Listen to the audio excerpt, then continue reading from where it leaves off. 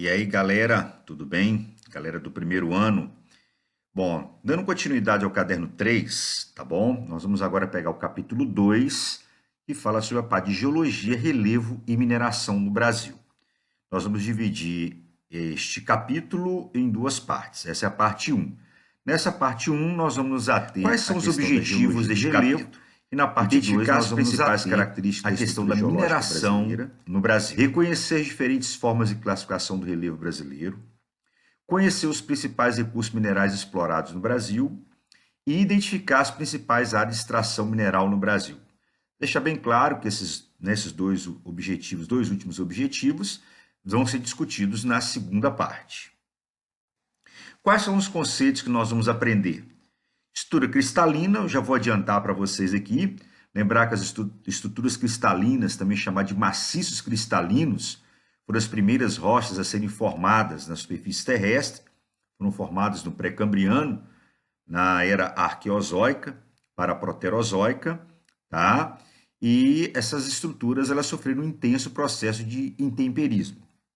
As bacias sedimentares são locais de deposição de sedimentos, ou em formação, ou que já foram formadas. Então, as bacias sedimentares elas podem estar sendo formadas ou já foram formadas e agora sofrem um processo de erosão. Falésias, chapadas, cuesta, insilbegues, pediplano, mineral e minério, nós vamos discorrer esses conceitos à medida que nós fomos praticamente falando aqui do capítulo. Bom, com relação às bases geológicas do território brasileiro, que é o item 1, o nosso território ele foi formado, tá, o Brasil, há bilhões de anos atrás. Então, como o Brasil ele é um território muito antigo, tá? Então nós temos presença de escudos cristalinos. Então nós podemos pensar, se o Brasil foi formado lá na Arqueozoica, era para nós termos mais escudos cristalinos do que bacias sedimentares. Errado. Nós temos que entender que os escudos cristalinos, quando eles foram formados até hoje, eles sofreram um intenso processo de desgaste. E esse desgaste liberou sedimentos que deram origem às bacias sedimentares. Então, por isso que no Brasil há mais bacias sedimentares, terreno sedimentar, do que terreno cristalino. Vamos lembrar que nesses terrenos cristalinos é onde nós tivemos a formação dos recursos minerais metálicos. Então, há grande chance de nós termos recursos minerais metálicos nessas áreas. Já as bacias sedimentares, elas são de formação orgânica, a presença de combustíveis fósseis. Temos também uma pequena quantidade de rochas vulcânicas, em torno de 4%. Essas rochas vulcânicas, o destaque para o basalto, tá? Principalmente aqui de São Paulo até praticamente o Rio Grande do Sul. Se nós temos a presença de basalto, que é uma rocha vulcânica, isso comprova que o Brasil, há milhões de anos atrás, para ser mais preciso, no Mesozoico, ocorreu, então, uma atividade vulcânica no Brasil. O Brasil tinha atividade vulcânica. É tanto que nós falamos que nós tínhamos um derrame basáltico vulcânico, também chamado de derrame de Trapp. Item 2, geomorfologia do território brasileiro. Bem, primeiramente, o relevo brasileiro ele é delineado a partir da formação da plataforma sul-americana durante o Cenozoico. Então, esse relevo brasileiro, tá, que nós temos hoje, ele praticamente começou a ser formado mesmo, até essa característica que nós temos hoje, a partir do Cenozoico, que, aliás, é a era que nós estamos nela, né? Desgaste sofrido pelos escudos cristalinos, que foram formados no pré-cambriano, e dessa forma, esse desgaste foi liberando sedimentos que deram origem às bacias sedimentares que foram sendo formadas na era paleozoica. Como o Brasil não está na borda da placa sul-americana, vamos lembrar que o Brasil está na placa sul-americana, mas nós não encontramos nessa borda da placa. Então, por nós não estarmos na borda da placa sul-americana, nós não temos atividades vulcânicas, e quando há atividade sísmica no Brasil, são atividades sísmicas de baixa magnitude, ou seja, são tremores que não têm grande liberação de energia. São tremores que ocorrem reflexos, são sismos que são provenientes das bordas, principalmente na Cordilheira dos Andes. E aqui está uma demonstração disso, né? Aqui nós temos exatamente a borda da placa sul-americana, onde está a Cordilheira dos Andes, formada pela convergência da placa sul-americana com a placa de Nazca. Se nós formos observar o estado do Acre aqui, seria o estado brasileiro com maior concentração de sismos e sismos de maior magnitude, exatamente por ser o estado brasileiro mais próximo dessa borda. Então, daí nós temos atividade sísmica de maior magnitude exatamente nessa região. Aqui nós conseguimos perceber a delimitação da placa sul-americana, né? E nós observamos que o Brasil não encontra-se nessa borda. Como eu disse, o estado brasileiro mais próximo dessa borda é o estado do Acre, né? Aqui está exatamente a borda onde há a convergência da placa de Nazca com a placa sul-americana. Nessa área de convergência, os sismos são de maior magnitude, o que libera ondas sísmicas que acabam atingindo o território brasileiro. Daí o território brasileiro apresentar alguns sismos, mas observe que esses sismos são reflexos, né, dessa área de convergência. Como eu acabei de comentar com vocês podem observar, aqui no estado do Acre, é onde nós temos maior concentração de sismos de maior magnitude e também maior profundidade. Podemos observar exatamente aqui, tá certo, neste mapa. E observe que praticamente o território brasileiro, ele apresenta sismos distribuídos por esse território, provenientes daqui da convergência da placa sul-americana com a placa de Nazca na Cordilheira dos Andes. Com relação à classificação do relevo brasileiro. Com relação à classificação do relevo brasileiro, nós temos 3 classificações básicas do relevo brasileiro. Nós temos a classificação do Haroldo de Azevedo, classificação essa que surgiu em 1940. O critério adotado para o Haroldo de Azevedo foi o nível altimétrico. Para ele, planalto era tudo aquilo que estivesse acima de 200 metros e planície aquela superfície que estivesse abaixo de 200 metros. Aí você poderia falar assim, nossa, mas utilizar de altimetria para poder fazer uma definição de relevo, mas pelo menos foi o critério que ele utilizou, tá? Naquele momento. Então, o nível altimétrico, ou seja, a altura. Para isso, então, Haroldo de Azevedo criou as seguintes características, as seguintes unidades de relevo. 4 planícies, a planície amazônica, a planície costeira, também chamada de planície litorânea, a planície dos Pampas, localizada aqui ao sul do Brasil, e a planície do Pantanal. E tivemos 4 planaltos. O Planalto das Guianas, localizado aqui na região norte do Brasil, o Planalto Central, o Planalto Atlântico, que pega a parte oriental do Brasil, e o Planalto Meridional, que vai aqui praticamente do centro-oeste até o sul do Brasil. Meridional significa mais ao sul. A outra classificação que nós tivemos foi a classificação do Aziz Nassib Absaber. Essa classificação surgiu na década de 1950. O critério adotado, processo de erosão e sedimentação. Observe que agora o critério se modificou. Para ele, planalto era aquilo que estivesse sofrendo um processo de erosão e planície, aquela unidade que estivesse sofrendo um processo de sedimentação. Para isso, então, foram criadas 10 unidades de relevo, sendo 3 planícies e 7 planaltos. Mas vamos observar o seguinte. Aqui nós temos planície e terras baixas amazônicas, planície e terras baixas costeiras. E aqui nós temos a planície do Pantanal. Observe que nessas duas planícies, tanto a amazônica quanto a costeira, aparece o termo terras baixas. Por quê?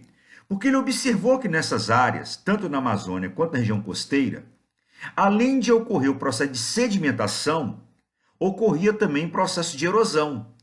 Aqui na região amazônica, provocado pela grande quantidade de chuva. E na região costeira, pela movimentação das marés e das ondas. Então, por isso que ele utilizou terras baixas. A única planície típica para ele era a planície do Pantanal, ou seja, era o único local no Brasil que predominava o processo de sedimentação, ou seja, de deposição de sedimentos. Com relação aos planaltos, nós temos o Planalto das Guianas, o Planalto Central. Mas vamos observar que no nordeste do Planalto Central surgiu aqui o Planalto do Maranhão, Piauí. O Planalto Atlântico, ele mudou de nome. No norte surgiu o Planalto Nordestino e aqui mais ao sul surgiram as serras e planaltos do leste e sudeste. Olha que interessante. Nessa região do Planalto leste e sudeste, o relevo ele é irregular, tá certo? Com muitos morros. E ele percebeu que nesses morros sempre havia associação de serras. Tá? Então, se nós observarmos a região nossa de Minas Gerais, né? Muitos morros, relevo muito acidentado e com muita serra.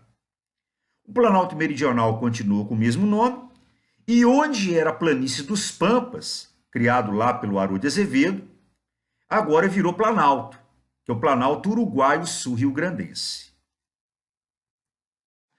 A outra classificação que nós temos é a classificação do Jurandir Sanches Ross, de 1980. O Jurandir, ao invés de utilizar um critério, ele vai utilizar uma combinação de critérios. O nível altimétrico, que foi adotado lá por Haroldo de Azevedo, os processos de erosão e sedimentação, que foram adotados pelo Aziz Absaber, e pela primeira vez ele vai fazer uma análise da estrutura geológica do Brasil. No início da aula, nós observamos que no Brasil predominam as bacias sedimentares, em detrimento aos escudos cristalinos, apesar do Brasil ser um território antigo. E vamos lembrar que as rochas sedimentares são rochas muito mais fáceis de serem desgastadas. Então vamos observar o seguinte: rocha sedimentar associada a um clima quente e úmido, porque no Brasil predomina um clima tropical, então isso facilita o processo de quê? De desgaste.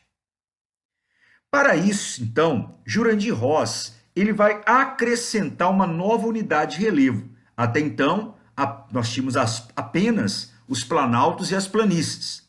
Vão aparecer agora as depressões.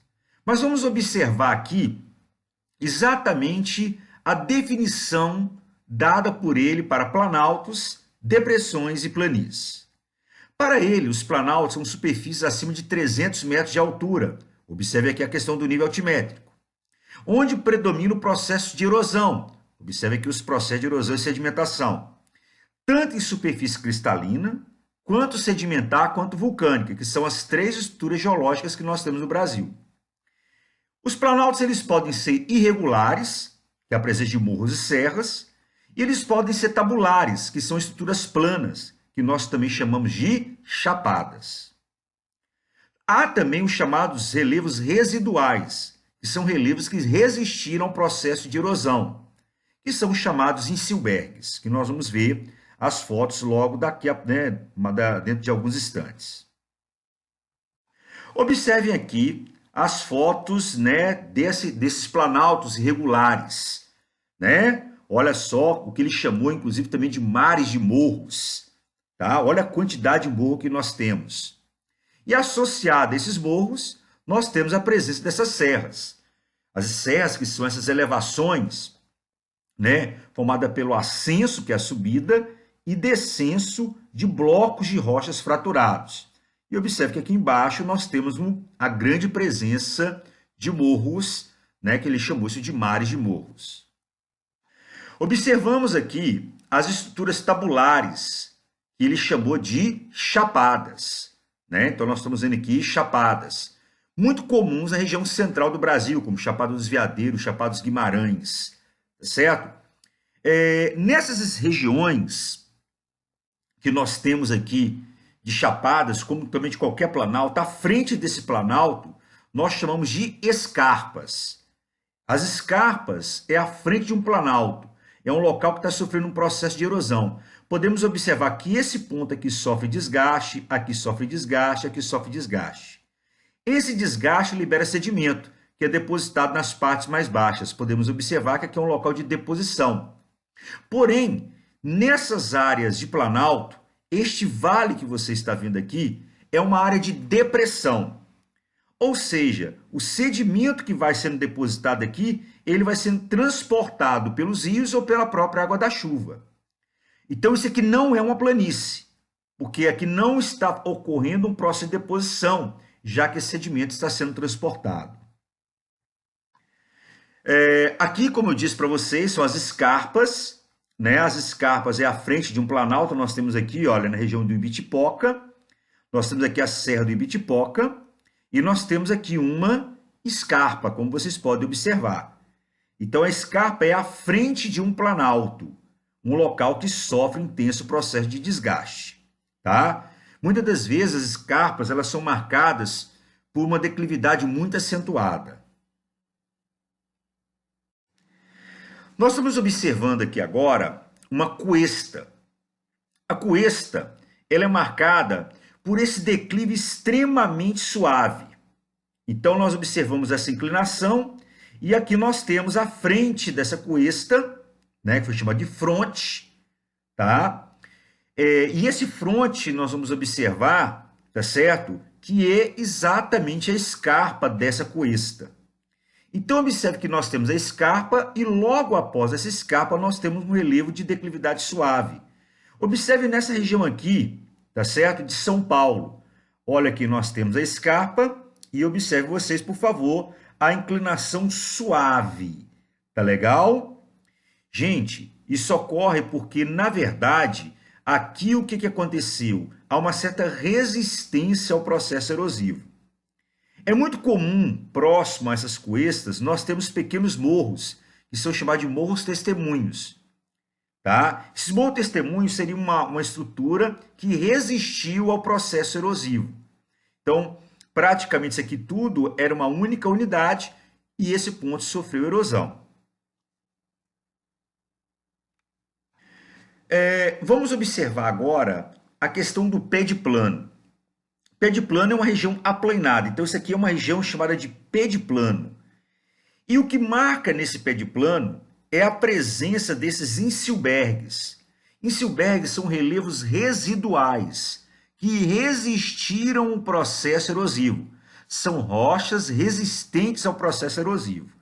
Então o que acontece é que aconteceu um grande processo de erosão que praticamente promoveu esse aplanamento dessa região aqui. Pessoal, observem bem vocês, isso é muito comum em áreas de clima árido ou semiárido, tá certo? Então isso mostra que no passado, essa região aqui foi uma região de grande, né, concentração de chuvas, uma região que praticamente aconteceu uma grande quantidade de atividade meteorológica, com muita chuva, que praticamente foi promovendo o processo de erosão e aplanando essa região. Aqui nós temos exemplos de insilbergues, então aqui seria um pé de plano, aqui nós temos um monolito, né, o grande monolito que é sagrado para o povo aborígene na Austrália, tá certo? Nós temos aqui, pessoal, a chamada Pedra da Galinha Choca, no Ceará, nós temos aqui um pé de plano e isso aqui, na verdade, seria um insilbergue.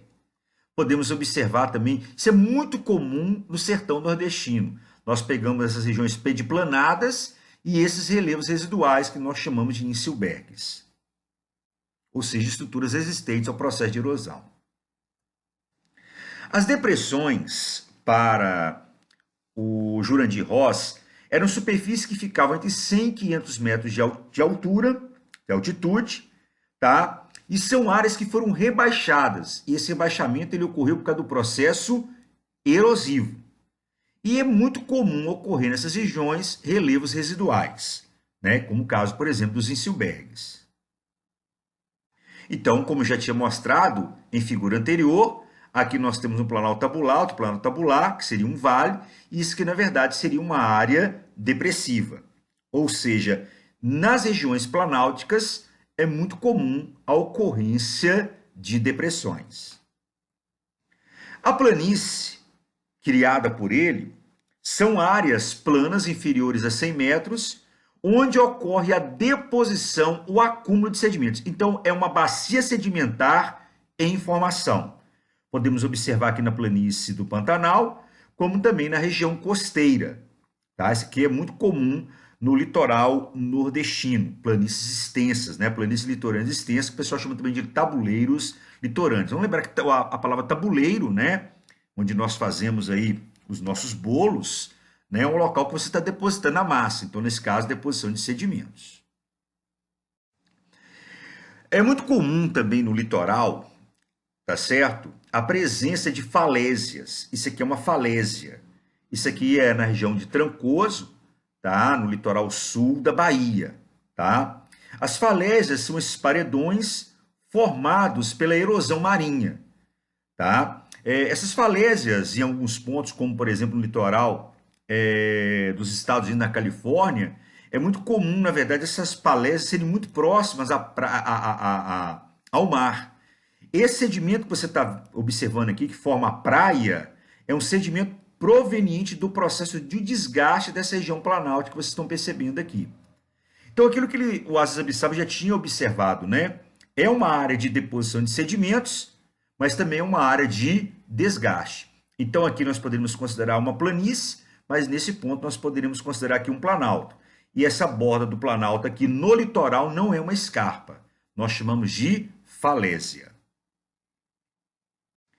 E aqui nós temos o mapa da classificação do Jurandir Luciano Ross.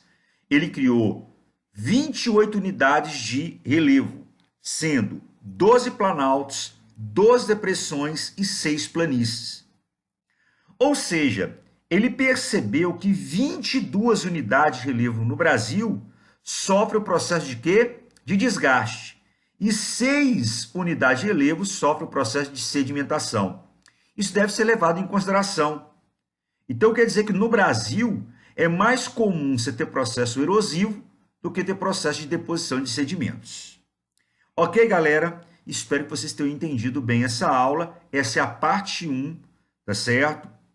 Relacionada basicamente ao relevo do território brasileiro.